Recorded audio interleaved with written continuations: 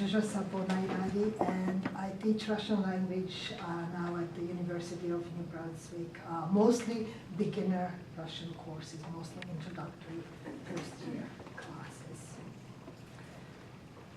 As we all know, our first language is movement. All of us start to move. Before we speak, we all move. We all communicate through movement. I don't know how many of you have had opportunities to be in a land where you didn't speak the language. Did anybody experience that? How many of us have been in a place? Can you put your hands up so I see? Wow, everybody, that's wonderful. So we all know that both us and the natives were communicating through language, through movement, through mime, through kinesthetic methods, through kinesthetic ways of expressing ourselves.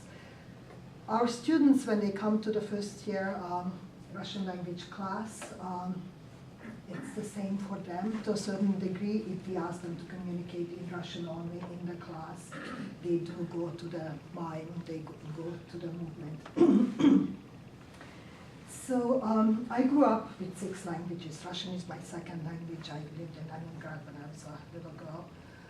And I've had lots of experiences communicating through movement. In addition to being a Russian teacher, I'm also a movement educator. I teach dance and other forms of movement. It took me quite a few years to put the two together. I would do movement in my movement teaching, Russian in my Russian teaching.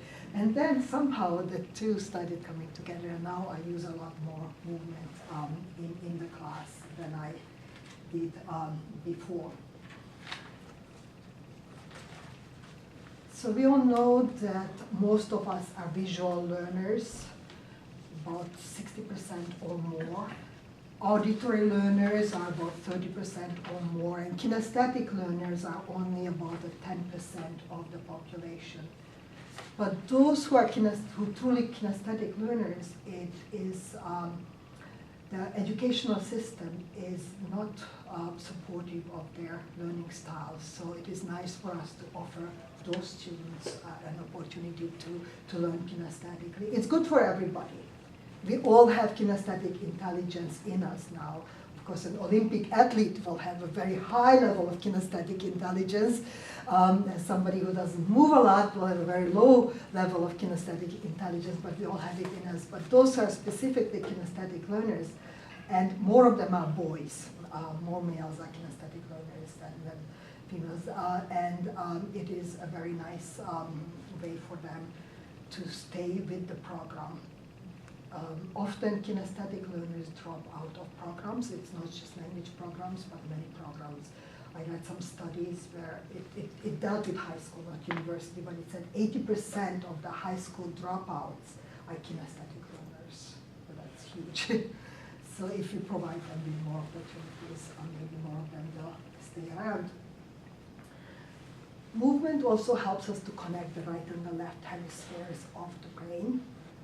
So that is a very helpful exercise when we are teaching writing and reading skills, which we do in our language classes. There are studies that show this. So the answer to that is cross-lateral movement. That means that there is a line in the middle, and if you cross this movement, that's a cross-lateral movement, anything, kick the leg over, reach the arm over, anything that crosses the midline to the other side will connect the left and right hemisphere. So that is a good exercise to do in some way. If you want to wake up the class, you don't want to do the whole class with that, but just a 2-minute little wake-up call to the brain. Other studies were talking about the cerebellum, part of the brain, where that does process the information, new information, as well as kinesthetic movement information. It's in the same place in the brain. So the neurons are firing if you're moving and if you're learning new things. And if you do both of them at the same time, they interdigitate even more. So there is a lot of positive back and forth activity there. Some of you may be familiar with the brain gym. Did anybody experienced brain gym in their teaching? No. It's used more in elementary schools. They use it in England quite a lot. It's a system of exercises that the kids do in school to wake up the brain. And the research is based on Piaget and Maria Montessori and movement people like Alexander and Moshe Feldenkrais, who's a movement re-educator person. He does a lot, or did a lot with the cross-lateral movement idea. So I do use movement in a variety of ways. I use them as icebreakers to start the class with, just to liven things up. I use it for actually teaching content. Use it a lot for practice and for review. Anytime when the students look like they need a little bit of a wake-up call, I do something simple, like even just change places in the class, but that gets them up and gets them moving. So if you do any kind of movement, if you decide to do movement in your classes, like in any place where you get people to move, it's important that you ask people for their health information.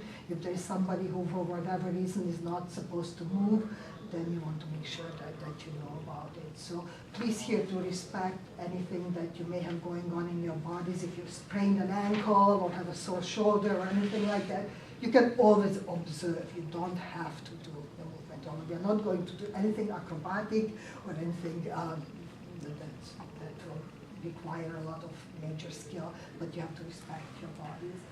Another thing that I do at the beginning is get the students to learn a stop signal.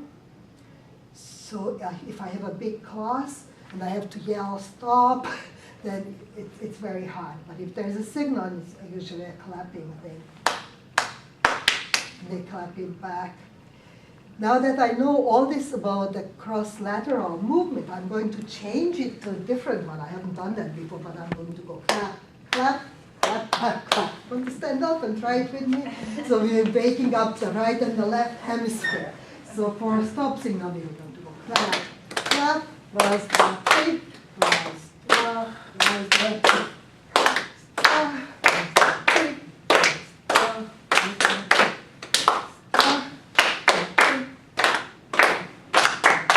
and if they hear that, they will stop, and it will bring, if the activity gets more lively, this is a nice way to stop things. I use balls a lot.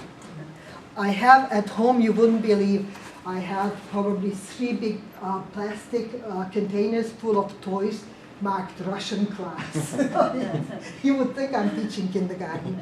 I have all kinds of plastic toys and stuffed animals and different sizes of balls and different textures, making sure that the balls are soft. You don't want to hit anybody's face. So, well, you may want to, but not on purpose. So can you please stand up, move the chairs back a little bit, if that's okay with you. And we'll pretend this is very first Russian class, and we're just going to say Ya and your name. So Ya Zsuzsa. Я Megan. Я Борис. Я Сергей. Я Тереза. Можно туда? Нет, не еще. Потом. Я Юля. Я Доротка. Я Джон. Я Уэйн. Я Андрей. Russia. Now, you do this several times, and then you try to say the name of the person you're throwing. Teresa? No. Teresa, what? Say the name of somebody. Aha. Or you can say Привет. Ага. Teresa. Привет. Привет, Доротка. Megan. Привет, Megan. Привет, John. Привет, Борис. Привет, Сережа. Спасибо. Юля, держи. Привет, Юля.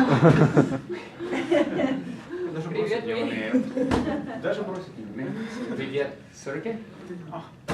И все. Zsuzsa. Жужа, привет. Спасибо, Sergey. So you can do all kinds of variations on this. It's fun way. It's an icebreaker. Now at the end, when you've been with them for the full year, and they already know quite a bit, you can play another game, and we'll just go around where each person says one word, and we build sentences. So Вчера. Ja. Приехал. Сюда. Сегодня. Are we starting a new sentence or we continue? Сегодня, she said сегодня. So that's a new sentence. Yes, a new sentence. Okay. Сегодня. Я хочу. Just one. Да. Просто Я. одно слово. Я. Сегодня я. Ничего. Хочу. Идти. Я хочу идти. Хороший. Магазин. Хороший. Магазин. Хороший. Хороший. Магазин. What? Очень хорошо. And then you can do with sentences. Сегодня очень хорошая погода.